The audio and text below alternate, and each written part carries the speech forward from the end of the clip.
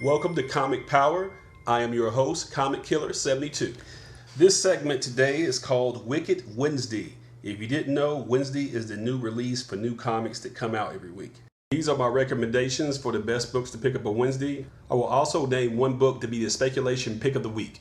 Comic publishers are stepping up their game for your entertainment value. So let's get right into it. DC Comics is giving us Wonder Woman Rebirth #1. They're bringing in the acclaimed writer Greg Rucka to write for Wonder Woman, and he's promising a tale that's going to alter the character forever, hopefully for the best. The consensus is that people are really excited for the upcoming Wonder Woman movie in 2017. I know I am.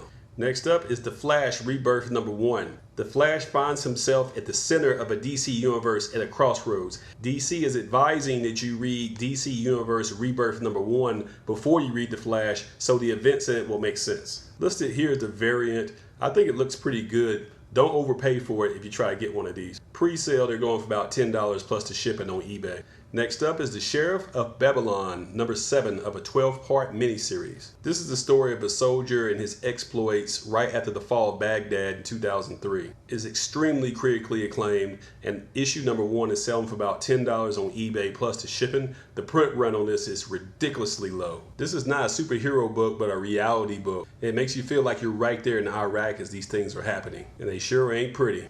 Next up, let's see what Marvel is up to. And that's going to be Amazing Spider-Man #1, Civil War Part 2. In this incarnation of Civil War, it's going to be Iron Man and Captain Marvel as the main principal characters. And everyone's going to take sides like they did in the original Civil War way back in 2006. And once again, like in 2006, Spidey is going to be a major player in this conflict. Of course, there's going to be a variant, and it looks like this, which is pretty damn good. Civil War 2 is Marvel's summer crossover, so they're going to cross over with all their books. And you would go broke doing that, so pick and choose very carefully.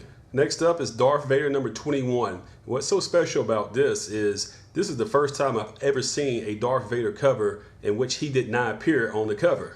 We have Afra in the front and C-3PO and R2-D2 coming through the door, but no Lord Vader. Darth Vader may be the most recognizable science fiction character ever created, so I'm surprised they went this way.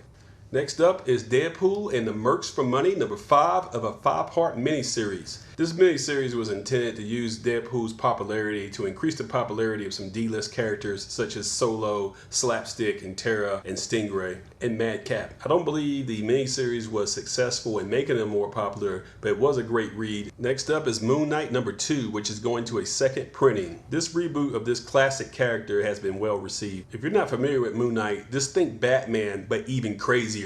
As mentioned in the previous video, I believe that Moon Knight will be a TV show on Netflix in the future around 2022, Marvel Phase 4 type of stuff. Next up is Empress #3, and it's been well received. This is the story of a literal empress that runs away from her dictator husband when she finds out just how awful he really is. So she takes her children and escapes, and he's hot on her trail. The imagery in this looks like archetypes from Star Wars and Buck Rogers and Flash Gordon, of course. Mark Millar is the writer and creator of Marvel's Civil War, the original one from 2006, as well as Old Man Logan. His comics Kick-Ass and Kingsman: The Secret Service have been made into movies, so he's a real modern legend. So when he puts out something new, just go ahead and pick it up. Next up is the report on independent comics and small publishers. First up is Joyride #1, going to a second printing from Boom Studios. It promises to be a space epic, but with punk rock attitude. It's being marketed towards people that like the New Avengers and the Runaways. I did miss out on this on the first print when it first came out. I did not report on it, but apparently it did very well, therefore the second print.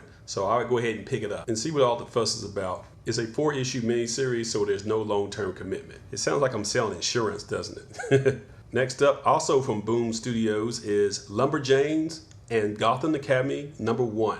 This actually is a collaboration between Boom Studios and DC Comics, putting together both of their properties in one comic. This may look like kid stuff, but young readers are reading these comics and they're going to grow up with these characters. Lumberjanes has also won 2 Eisner Awards for Best New Series and Best Publication for Teens. Fox Studios has also optioned Lumberjanes to become a movie one day, so definitely be paying attention. So Lumberjanes and Gotham Academy, this is a match made in heaven. Next up, let's see what Image Comics is delivering this week. First up is Renato Jones, The 1% #2. The lead character in this story is sort of like the Punisher, but instead of going after organized crime like the Punisher is doing, he's going after the ultra-rich elite 1%. Number 1 was a huge underground hit last month and it went to a second printing. The concept, the art, the writing was a real surprise for people. It has the look and the feel and the subversive nature of a Black Mass type of comic book, but its own image. Issue number 1 is selling for about $6 plus shipping on eBay. You can get a second print of number 1 for cover price. We're only 2 issues deep, so you can get on the ground floor on this one. Next up is The Wicked and the Divine, number 20. The premise here is that the pagan gods of the past have returned and they are inhabiting the body of young people in their teens and early 20s. And to influence the public, they're using the media and they're literally becoming pop stars and rock stars. The media at large plus all the journalists think that it's just an act, but they find out that it's really, really real. This comic has been optioned to become a television show in the future, and that would be a real weird far out one if it ever happened. I advise you to go ahead and find a trade paperback on this to catch up what's going on because you got 19 issues before this. But it's definitely worth catching up on. Next up is Wolf number 8. This is best described as Neil Gaiman's Sandman meets True Detective. The lead character, Antoine Wolf, is a detective of the paranormal. So if you love horror and you love the supernatural and you love detective stories, this is all that mashed up into one. I highly recommend it. That brings us to our speculation pick of the week.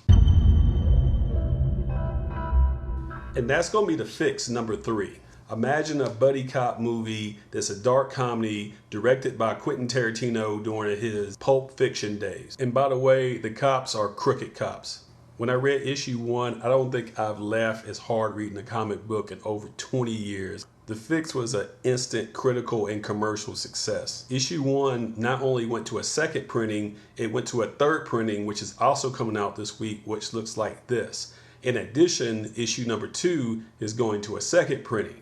So I expect issue number 3 to go to a second printing eventually. So you need to get on the ground floor right now on this series. By the way, on the cover of issue number 1, third printing, is Pretzels the dog. Pretzels is a drug sniffing dog and our heroes, quote unquote, have to sneak contraband through an airport and try to beat him. In a nutshell, you should be collecting The Fix either as an investor or as a reader every month. It's fantastic. Over at Valiant, they're giving us 4001 AD Bloodshot number 1. This is a tie-in to their summer crossover, which shows events that happen in the 41st century in the Valiant universe. And last but not least, we have Divinity 2 number 1, which is going to a second printing.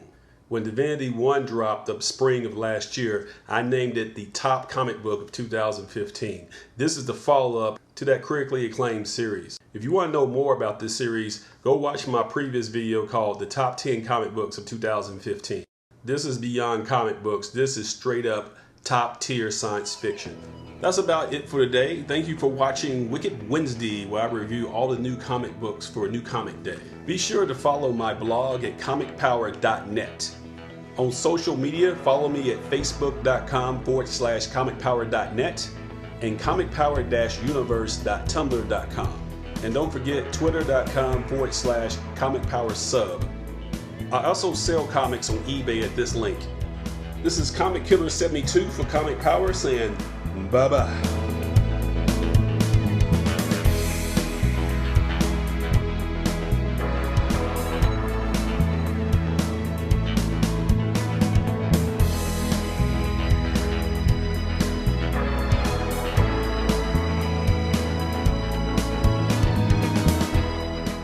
And don't forget to share this video, click on subscribe, give it a thumbs up, and tell everyone you know about this channel to help it grow. Thank you for your support.